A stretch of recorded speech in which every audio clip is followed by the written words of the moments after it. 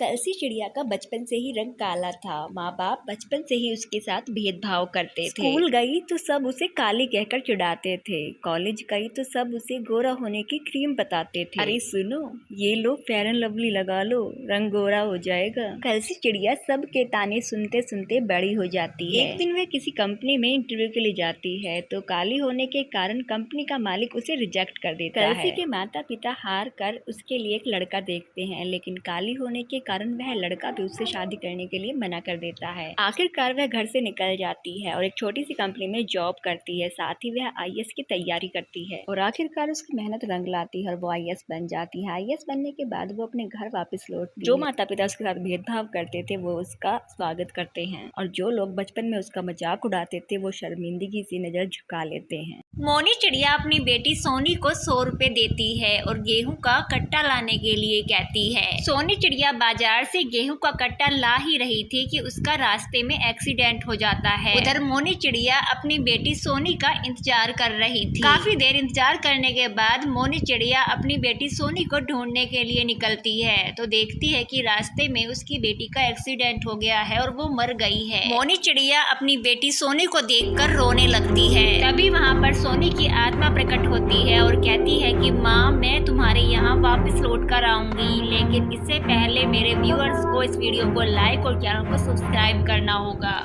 एक बार एक नदी में जोरों की बाढ़ आ जाती है।